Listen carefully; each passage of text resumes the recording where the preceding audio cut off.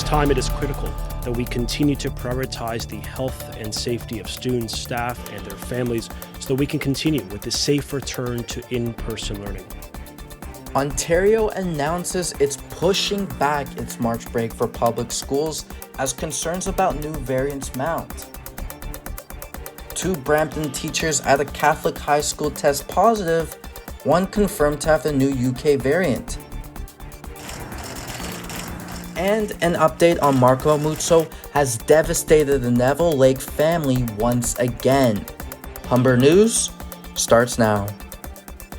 Hello, I'm Jeremy Uden, coming to you with our virtual newscast from Humber College. It's Friday, February 12th, and here's what's making the news. The Ontario government has announced its postponing of March break for public schools until the week of April 12th. Education Minister Stephen Lecce says the delay is intended to discourage travel at a crucial point in the pandemic in order to help reduce community transmissions. C is for cat. Cat. Lecce says the decision was guided by the province's public health officials. He says the move will also help to ease further disruptions to in-class learning that has already been delayed with the stay-at-home orders. We recognize that congregation is a key driver of the spread of COVID-19, something we realized over the winter break, and we will not take that risk again with your child, with our staff, with Ontario families. But the province's teachers' unions are criticizing the move, saying the regularly scheduled March break is much needed as a break for teachers, students, and families who continue to struggle under enormous pressure, leading to a spike in mental health issues. 2 Brampton high school teachers have tested positive for COVID-19 after exercising together at school, and one has been confirmed with the new variant B117. A spokesperson for the board says the teachers at St. Roch Catholic Secondary School exercised together without wearing a mask, despite the board prohibiting recreational use of gyms and weight rooms by staff. According to the board, the teachers have been teaching remotely from the school, where they still have to access smartboards, AV, and other tools available to provide a better learning environment. Quote, "It's important to note that the school was closed to general in-person learning at the time that the exposure occurred," Lowe said. Quote, "And from our investigation, we have identified that no one else was exposed and that the outbreak has been declared over and individuals are safely self-isolating," said Peel Region's Medical Officer of Health, Dr. Lawrence Lowe. Dr. Lawrence Lowe says no one else has been exposed and the outbreak has been declared over and individuals are self-isolating. Moving over to the East Coast, Newfoundland is now dealing with an outbreak of COVID cases. The number doubled in recent days, and this is after the province had been with so few cases for months.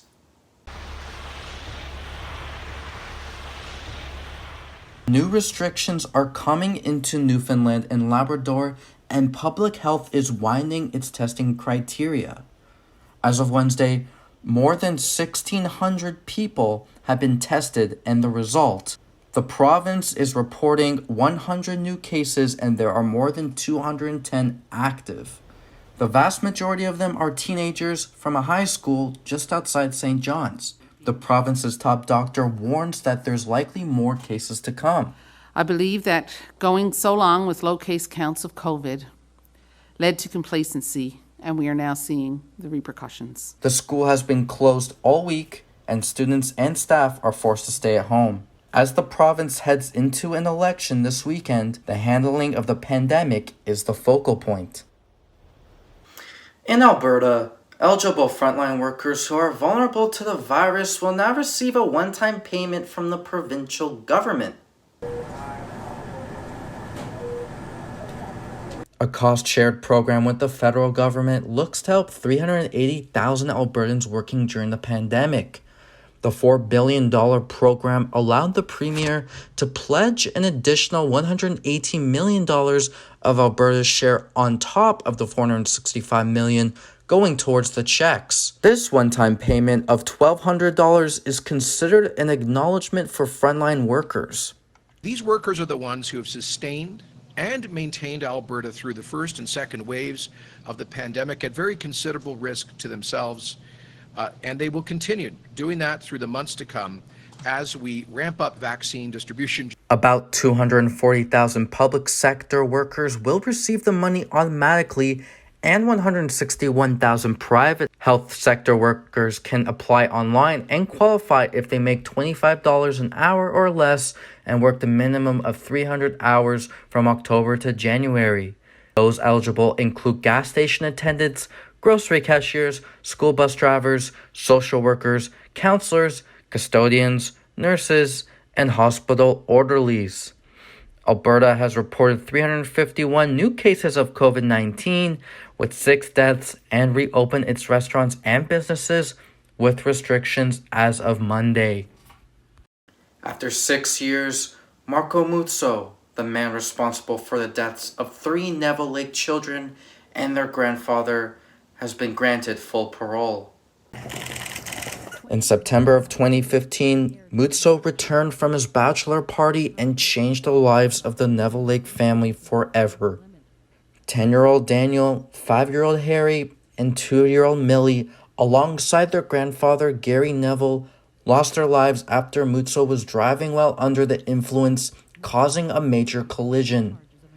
Though news of his parole shocked the Brampton community, especially Jennifer Neville Lake, mother and daughter, who is still processing her tragic loss. After the hearing, she tweeted out, quote, "No matter what happened today, Daniel, Harry, and Millie are not coming back home. My dad isn't coming home to my mom. Nothing's changed for me." To respect the wishes of Jennifer and her husband, Edward, they have asked Muzzo to stay out of the Peel region to lessen their chance of crossing paths. In a court statement read by Muzzo, he said, quote, "I'm not asking for forgiveness, and nor do I ever expect it," he told the board. Quote, "I know my reintegration has been slow and will continue to be slow and steady." Muzzo was originally sentenced to 10 years behind bars after pleading in 2016 and is also under a 12-year driving ban. South of the border, Democrats continue their second impeachment case against Donald Trump as damaging video rises against the former president. What you are about to hear has not been made public before. House managers are charging Trump with inciting insurrection by encouraging thousands of supporters to storm the Capitol. The House spent Wednesday recounting the events on Capitol Hill. Multiple capital injuries. Mobs of rioters are smashing windows and doors, breaching through the Senate chamber. This is all happening while Vice President Mike Pence and his family are escaping downstairs. Staff here are scurrying to this nearby barricade conference room where they hid. More video shows Utah Senator Mitt Romney being escorted to safety. Impeachment managers are calling Trump insider-in-chief for manipulating his supporters on a fake election. As well, dozens of Republicans have had enough of Trump's antics and are leaving the party. They are now in talks of forming the anti-Trump third party. As for the trials, the defense side will begin as the case may be closed as soon as this weekend.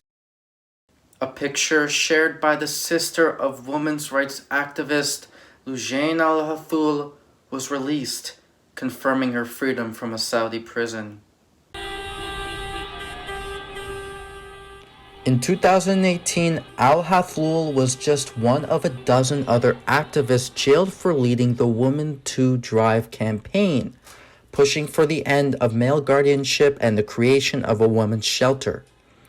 Al-Hathloul became the face of female activism in Saudi Arabia after recording and sharing videos of herself behind the wheel and voicing her criticism on social media. In a press briefing yesterday, Her family said they are still pushing for investigation into torture allegations. She said, what did you want me to do? I had the electrocution thing on my ear, and if I would complain about anything, they were ready to electrocute me. And you know, so I just hearing her from her also is, yeah, it's heartbreaking. While many celebrate her release, Haflul and her family fear nothing will change.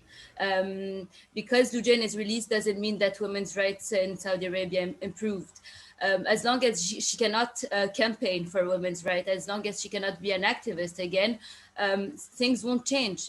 Al Haflul, a UBC alum, has strong ties to Canada, where she has received support online. Netflix is planning to open its first Canadian office, calling it a big first step in increasing its production ties to Canada.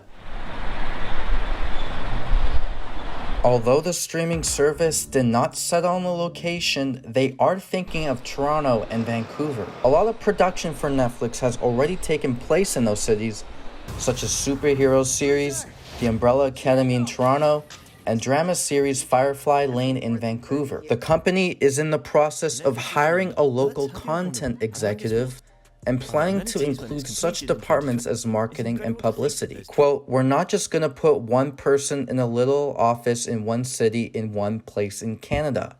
We're looking to grow our relationship with the creative community in Canada. So that'll be as open geographically as Canada is." Sarandos says they want to be closer to Canadian creators and to keep their fingers on the pulse. The Tampa Bay Buccaneers took to the waters on Wednesday to celebrate their winnings from the annual Super Bowl 55. The Buccaneers held their championship parade on the Hillsborough River near downtown Tampa Bay after they defeated the Kansas City Chiefs on Sunday 31-9. The team boarded 4 boats and hit the water, where they celebrated with fans in a socially distanced environment. Jane Castro, the mayor of Tampa, emphasized that who attended the parade must wear masks and follow social distancing guidelines. All eyes were on Tom Brady, the Super Bowl MVP, whose most important throw of the year came during the parade when he tossed the Vince Lombardi trophy to his teammate Cameron Brate. The Bucs quarterback signed a 2-year deal with Tampa Bay last offseason, and in his first year with the team, helped solidify their second championship in franchise history and winning for the first time since Super Bowl 37 back in 2003. That's all for today. I'm Jeremy Uden. Humber News is written and produced by students in the journalism program. For more coverage, visit our website, humbernews.ca, and follow us on Twitter @JRNL. We'll see you again next time.